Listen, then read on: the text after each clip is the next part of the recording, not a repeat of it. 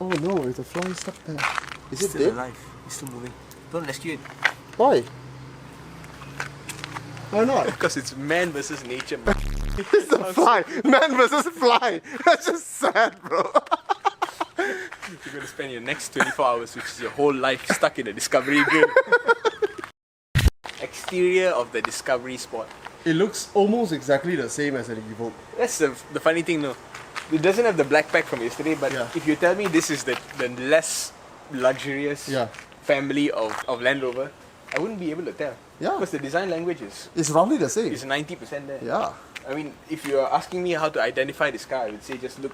If the light goes up like that, then it's not an Evoque. Yeah. The But it Evoque doesn't is look less premium. It does except not. the rear. The roof line, I think from the front, it doesn't look less. It doesn't look less, yeah. From the front, it looks just as premium. Yeah, this car is the R Dynamic pack. Right. So the bumper in front is this Ah. pattern for grille and it looks a bit more sporty lah. I see. Okay. And then just to make sure you're not this Range We're so Rover. proud of their Disco Very. Discovery. Disco Very. I mean, Land Rover are the ones who started this whole like spelling out your name. Yeah. Which not protondas. And Yeah, everyone does. Everyone does. Only BYD will spell out the entire sentence. Billion. Oh yeah, and there's this little piece of. What is that? I don't know. See, normally off-road cars they'll give it a matte finish. Yeah. So that when you're going at a certain angle, the sun doesn't glare onto your eyes. But it's not even matte, so I don't know if it's functional or it's just some aesthetic thing lah. Okay, a very decent look from the front. Very, very decent. And you still get all the tight lines. You know, the clamshell hood. It's good stuff, man, actually. No, and this is the kind of look that will grow on you. Yeah. Yeah, it's very tidy and generally just handsome, man. Yeah. Well done. They changed the rim design. It was always 20 inches even before. Yeah. But before this was a 5-spoke, and they Right. say it looked a bit smaller than 20 inches. Right. Once they changed it to this It looks big. curved look, it looked a bit bigger. Yeah, and it's also two-tone, Yeah. which Which is the weird. Evoque was right. Which the Evoque doesn't have. Yeah. So it immediately looks bigger and more premium than the Right. Evoque. And the badge here is with a black background. Ah. On the Evoque, it's all silver. Ah. So you can't see the Land Rover logo. Right, on the right, Evoque. right. I don't know why they spec Weird, it so huh? poorly there. This is not just the odd thing they spec. In the Evoque, they spec the steering wheel without the extra bit of metal. Yeah. The side skirts also all part of the R Dynamic package. It's simple, but there's a flow to it. Yeah. It's actually quite nice. There's no like dramatic curve or what. There's a little bit here, Yeah. just to catch some light. Yeah. And then you got a character line going from the Discovery badge there all the way To the back. to the back. Yeah. And the side silhouette is not too bad. If you were to look at previous Discovery, I mean the bigger ones, it can look a bit odd. Yeah. But this one is okay. Nice Land Rover badge on the seat pillar. Right. The only other bit of character is over the wheel arches. You have a little bit of That's also on the Evoque, but the previous one, I do not know whether the current one has it. This is why it looks a little bit less premium than the Evoque lah. Yeah, because in the Evoque the roof line will slope like mad, Right. coming down here and then become like a wedge shape. I wouldn't be surprised if the Evoque like ends like that. This is kind of like the Range Rover Sport kind of look. Right. You know, where they extend the roof to not slope down so that they can give you 2 extra seats at the back. Right. But I like the design in the. And look at how much detail is in there. Yeah. There's like little hexagons in there. Yeah. You got the pattern and then you got like little reflector pieces. Yeah, it's pretty good. It's quite intricate. Fake exhaust. Fake exhaust, completely fake, is it? Yeah, it's all black. The actual exhaust pipe is down there. Don't do this kind of Down thing. there. Alamak, sad, sad. But let's look at the space, man. Yeah, let's start with the boot. Well, despite its lack of premiumness, it still has Power tailgate. Yeah. power tailgate. And the space here is pretty good. This is good, man. I mean, Good stuff. and not just the space. Yeah. I remember the Evoque. Yeah. The tonneau cover was like attached to the Correct. to this lid, so it didn't feel very premium. Right. You know, it didn't feel like 450,000. Right. This one, you know, give it to me here and And it works. they actually give it to you, and it feels sturdy. Yeah. And And instead of a nylon strap, they give you a handle. in the Evoque, it was a nylon strap. Yeah. And same, you have that chrome metal thing. So, and then you have this. They haven't peeled off the cover. But well, overall, this feels more premium than the Evoque, man. more premium and more utilitarian. Yes, definitely. What's that? What is this? I think it's to support this. I'm impressed. Yeah, I am too. And oh, the seats have a quick release mechanism. Quick release. The Evoque doesn't have. Wow! Nice. Sudah menang. Yeah, this is like already. This win liao lor. Yeah. Win No liao need lor. to buy the Evoque lah. No need to buy Evoque lah, siao lah. You trying to impress who? Impress yourself. 407,000. What the hell, man? This is almost flat. Yeah. You still have to go and put some pressure on it to lock. Oh. It's okay lah, okay, it's okay. Bro, it's okay. Don't hurt your back. Not completely flat, but at least it's Okay the lah. same level. Angle is the same. Yeah. This is much better than the Evoque. Because Evoque angle up a bit more. Yeah. Well, there's a bit of a drop in the roof here. Lah. Yeah. I don't know why they dropped it so much. Okay, let's try to get into the back. Actually, I quite like the shapes. It's very contoured. Yeah. The entire seat is very contoured. This is like airplane style. Let me move my seat back Why do you sit like a 90s Abeng? to get in frame. These seats can Forward and backwards. go forward and backward. Bagus. Oh, wow. Dignified. Dignified. Didn't have to bend my head much. Right. Didn't have to step up so much. Headroom. I don't know why the lump has to come down here. Yeah, I don't know why. It touches my hair if I were to like sit back a bit. Yeah. This looks like Evoque. Right? Yeah. When it's up here, it's like Evoque size. But it can actually go all the way down. Oh yeah. It's like that. Hey, that 1.5 extra inch is a It difference, makes a man. big difference. Only thing is the armrest is probably a bit more narrow. A bit smaller. Yeah. How come so weird? They put the power window switch up here. Which is really odd. I think they just do it for character. Just all to melt the plastic in the sun. Yes. Aircon vents, and you get a 12. But no USB. No USB. Same problem. Yeah. Well, the USBs are in here, so you can like extend the cable. The Range Rover has a badge here that says Range Rover. Yeah. Evoque. It says Evoque. Oh, it says Yeah. Evoque. Yeah. No door handle extension. Yeah, which I like. Thank you. No need to mengada with me. So no drama. This thing doesn't move, which is fine by me. We get the same clear sight. Yeah, when you start moving, let's see. I'll give you a little bit of that. Yeah! That's amazing. Like the side, the door cards are made of what? 2 different material, 3 different material. You have this, which is the same soft but feels a bit cheap plastic that you get even in the Evoque. Yeah. It's the same material. Then you get this leather. It's not particularly soft or plush, but it's okay. Then you have this fake plastic, but it's okay lah. It doesn't look gaudy or tacky or anything. Then you got another material in here near the door handle. Oh, the hard plastic to prevent you from scratching lah, which is okay. This material has a little bit of a tactile feel to it, which is quite good. Yeah. Look at that. You have memory seat on the passenger also. What sound system is that? Meridian. Meridian. Yeah, Meridian. So as you can see, the dashboard, you have that. Yeah. The same thing. The only difference here is the center console. Center console lacks a screen lah, because the Evoque has one here, then has one here. In the Evoque, this thing comes out a bit, Yeah. and then this thing integrates into the center console. Right. In a kind of slope fashion. Right. But in the Evoque, we had a hidden storage compartment down here. This one doesn't have. Yeah, here it's a tunnel, but here you have a Qi charger. The funny thing is, I think this is done better than the Evoque. I don't know why. Maybe this is a lower trim item, but it feels nicer. It is. Yeah. I mean, it looks nicer, like. It looks nicer. Yeah. In the Evoque. Same exact gear shifter. Okay, this center box is quite interesting. This is for like maybe a phone or your keys or whatever it is. It looks like a tray. Okay, so you can store that away. You get your cup holders here. Then you open this thing up, and you get a nice big space. Deep, and then of course you get all this stuff here. USB A, not USB C, which whatever, I don't care. And then you pull this out. There's like a little lever. Yeah. Besar. Yeah. So if you really like, you often hide your handbag or whatever inside, then you can that's just really okay. you can hide this somewhere else. So you can keep this at home. What? Eat it. You can eat it. That's what the instruction says. And then there's a little bit of space here. I don't know what you hide stuff in there. Yeah, and it's a single armrest. Yeah, which the is a bit different. Yeah, Evoque has double, and it's a bit wider in the Evoque. Yeah, this one feels slightly narrower. This thing is worth talking about because in the Evoque it is a screen. Here it's all it's capacitive. Yeah, so if you touch things, it goes on like that. And then all these lights are kind of contextual. If you want to control your fan speed, you press this, and then Oh, yeah. so cool. For this dial, The contextual control is This here, your yeah. terrain response. Oh yeah. So you want to go off-road, you put it into this, which is your snow. grass, gravel, snow. So instead of the thing coming out here, you get a message up here. There. Okay. Move again. Same. Oh yeah. That's all I think lah. Yeah. And yeah, that's basically it lah. Everything else is just capacitive. Yeah. And oh, the steering wheel. Yes, this is what we need to talk about, man. Yeah. But this is what I expect.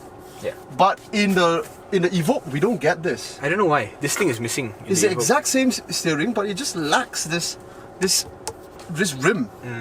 This rim of metal, plastic, whatever. This was in Jaguars, older Jaguars, or Land It is in Rovers. Jaguar. It's in the X. Well, in every XJ I've seen, it's there.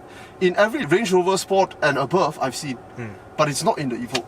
Hey, really, it makes a difference in feel, man. Significant difference. That little lump there. Yeah, it makes a difference in feel, man. But the screen is exactly the same. Exactly the same screen. Yeah, still slower. Yeah.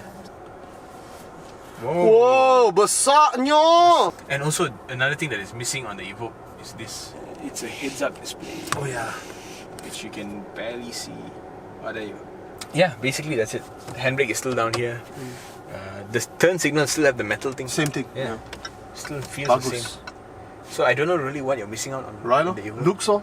The looks lah. Looks. What would you give it on the outside? On the outside, I would give it 3.8. Give it a 4.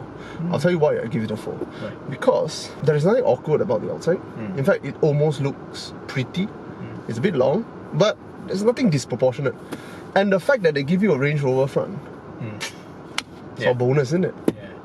Yeah. It's true, it's not an ugly car. In fact, with the R-Dynamic package, it looks a little bit sporty. My only problem is to me, it looks a little bit awkward.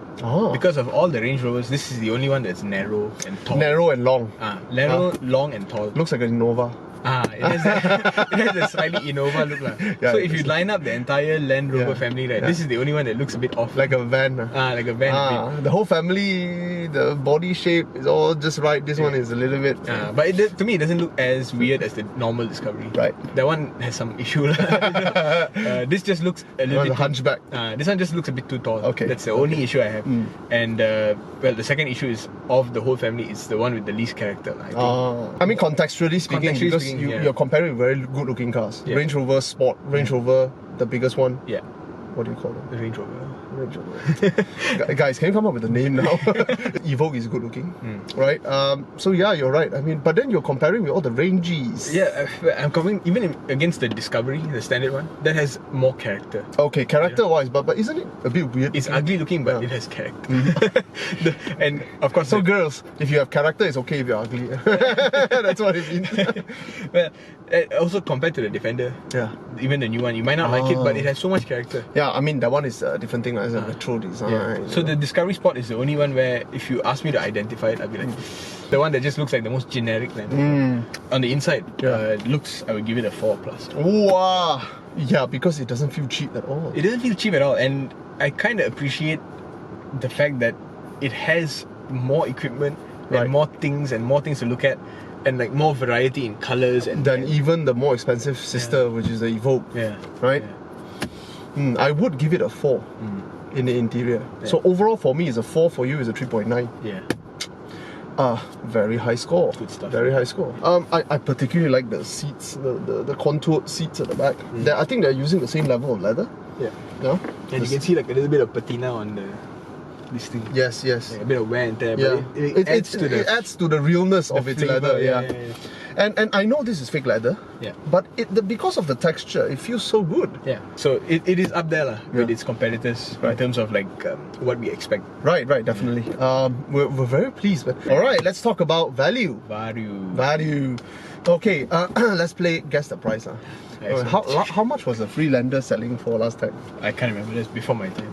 Before your time. I remember my neighbor bought one. So it wasn't cheap also back then. It wasn't cheap. But prices have gone quite crazy over the years. Well, the ringgit has gone pretty shitty. Oh yeah, that's actually the thing. Yeah, it was what, 3.2 and 3.8 to a US dollar. Now it's 4.2. 4.0 something. Hey, so yeah, yesterday the Evoque was crazy. I refuse to give it a score. Yeah. 470,000 you can buy a Macan. 470,000 you can buy a GLC AMG 43. coupe. So I mean, buy a house. you can buy a house, of course.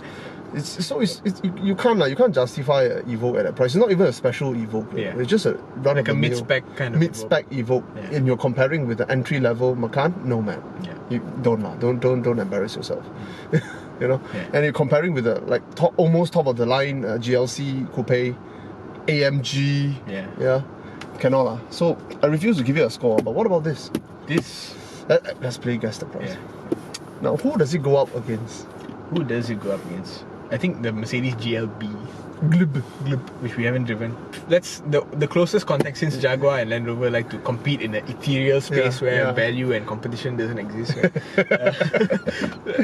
The closest we can get is, let's look at the Evoque yesterday, which was what? Everything will win against the Evoque. Alright, 470. It was 470. Guess the price. To be honest, I guessed it was 320 or 330. Get ready for disappointment. Oh no! It's 380. Oh no.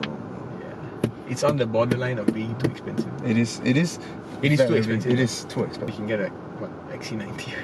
You can get an XC90 T5. T5. Yeah. 373. Yeah, you can get an X3. You can get an X3. X-Drive. You can get a 30i. GLC. Basically everything that is slightly bigger than this, or around the same size, same power, And different all brand. from premium brands Yeah. are going to be cheaper. Yes. Aish. But context matters also. And I think for a fully imported SUV, Right. you're looking at a bird. Yeah, I am. It's Interesting. A long leg bird.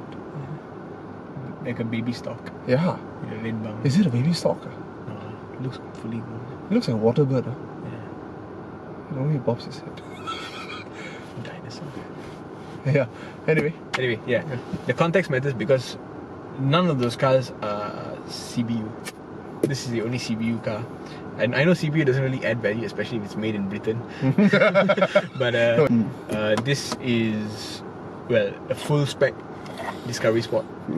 Whereas some of the other cars that we're comparing against are Mid-spec. the mid-spec or the Yeah. base spec. And a lot of Malaysians we know kind of fawn over, Spec. not just spec but Land Rover in general. You know, it is perceived as a very atas brand. Like people think that it's higher than BMW and Mercedes. Which is very odd. Which is odd. I think it's a colonized mentality. Could be Anything that. British is good. It could be, or maybe the marketing was so good that it worked. No, I'm sticking to the colonized. It's probably the colonizer. You know, the pricing and all that, it affects people's mindset. Like, say, oh, it's so expensive, it must be better. Before they even get into the showroom and inspect. Traditionally, it wasn't. Yeah. But to be honest, this product is not bad. It is not bad. Yeah. I mean, it's competitive. I would not say it's worse than its peers. With that context It is a in bit mind, expensive. It is still expensive. I would still give it a 2.5. How much I would give? Oh, you see, there's a mate there. 2 now. Oh. You think they got a you can film it. Birds gone wet. Check out the pecker on him. We're in the Discovery Sport. We're supposed to be going on all these adventures and seeing nature. I'm not so critical. It is expensive. It is a bit too expensive. Yeah. But it is not exorbitant to the level where I can't accept it. Here's what I think lah. Now, Malaysian roads are not great, but they are not bad enough for you to own Land Cruisers and FJ Cruisers and Nissan Patrols, and all, but people still do. There's a bit of a thesis time also lah. All right. And what makes this car so expensive, so high in demand, which is really odd. How much is a brand new Land Cruiser? By the time it gets here, 700,000, 800,000. A Recon one, which is about 2 years old, it's still like 500,000. My father-in-law bought one, and he never drove it because the fuel consumption is so bad. He goes from Sarike to Cebu and comes back, it's 80 ringgit. Fuck. That's like 200 km. around there. That's 80 ringgit, bro. and you can't even drive fast on those kind of road. Yeah. So it's really bad, the fuel consumption. You know, but why people like them? Because of sheer capability. You know, you see a giant hole, you patch it with your car. Yeah. You know, and it's that robustness that... And the authority as well. It is authority, but the authority comes from what? Comes from reputation. Yeah. You get what I mean? I mean, the car is authority. the car exudes authority. Yeah, it's true, because it's so big. Yeah. But big aside, I mean, of course, you have Nissan Land Cruiser, and then you have Patrol. But big aside, I mean, smaller ones, you have Prado. They don't really have that level of authority. You can see that in Malaysia, and it reflects in the second-hand price as well. Yeah. But that is the closest you can get to that kind of product. You don't have that kind of product from Europe here, you know. And to be honest, this is the only one that comes close. This is the Prado. Yeah. You get what I mean? This is the Prado. Exactly. Yeah. Because you don't want a Range Rover. Range Rover is too bling. Range Rover is an LX 570. You get what I mean? Unnecessarily bling. Yeah. You don't use its capability because it's wearing shoes you don't want to dirty. Yeah. You get what I mean? So the Land Cruiser equivalent would be the Discovery. You get what I mean? And the Prado equivalent would be this vehicle. Luxurious but utilitarian. Utilitarian minded, but you know, it is as if you're telling a story. You know, it's a narrative. You're telling people that you came from rank and file. You started from the bottom, but now you've made it. But you still can get there and do whatever necessary if you have to. And that's what this car exudes. Yeah. I've been thinking about what makes Prado and Land Cruiser special, and it's that is that you're telling the world you are not that kind of rich man that is too good to get down and get dirty. And I think there is a special image to that. Because you see, you look at what I've been asking myself, what makes pickup truck so popular? It's not because of its utilitarianness. Because of the price. Because of the price, but there's also another thing. You know, if you talk price MPV, why nobody fawn over them as if they are something special? Right. You get what I mean? Well, the reason is because MPV doesn't give you a manly image. Whereas a pickup truck gives you the handyman alpha male image, but no money. But you accept that because that's reality. But what if you have money? What car can give you that? Well, maybe the Ford F-150 or those kind of things, but or they're too Ranger big. Raptor or something. Or something like that, but they are too... Well, what if you are a bit more than that? You are a bit more refined than that, but you still can do it. Well, the only thing you can go up to is a Land Cruiser. Alright? But if you cannot afford a Land Cruiser, if you think that's just way too big, well, a Prado. Or this. Yeah. So it doesn't really have that competitor, direct competitor. And how much is a Prado brand new? Well, a Prado, 5-year-old Prado diesel is 260, 70, 80,000 recon. So if you bring it in brand new, that thing is going to be 400,000, man. You get what I mean? Which is why UNW doesn't bother. Yeah, which is why UNW doesn't bother. Right. And it's still a leather on frame. Yeah, I mean, they're very nice. Thing. You ask me, is this more advanced and more luxurious than a Land Cruiser? It is, you know, because a Land Cruiser is archaic. It's a dinosaur on the inside. Yeah, you're wrapped in leather, but that's about it. You look beneath, everything is a Toyota. Everything you can find in a Land Cruiser is in a Camry. Maybe it has 2 of those. Yeah, there's the switches, the buttons. It's exactly the same. Yeah. So it doesn't really have a direct competitor, and this is my thesis time. I think Land Rover knows this, and they know they're not going to sell volume. By making it 40,000 ringgit cheaper, it's not going to make much of a difference, and that's going to cut into their profit. Unless they can make it, say, 85,000 ringgit cheaper. So then the volume goes up. And then the volume goes up. Then you'll start seeing like 1 Discovery Sport being sold for every 10 GLC. Hey, then it's worth. Yeah. But if you can't do that, then this is what it is. You got me? Yeah. Would you give it a value score? It's not great. I would give it a 2.8. Yeah, that's fair. 2.8, which is not good. It's not a great buy. But if you think what it's good at brings value to your life, then by all means. There's a particular niche for this car. Yeah. And if you fall into that niche, it is good value. In every bungalow area, there is about 2 houses that falls into that niche. Right. You got me? Yeah. Okay. Autophiles signing out. This is a Land Rover Discovery Sport. Yeah. Buy this, don't buy the Evo. Yeah, buy this, don't buy the Evo. It's pretty okay. But don't worry, it's still recording my hours. Just be lower quality. Where's my dead cat? No, it's okay. We're not moving, so it's okay. Okay.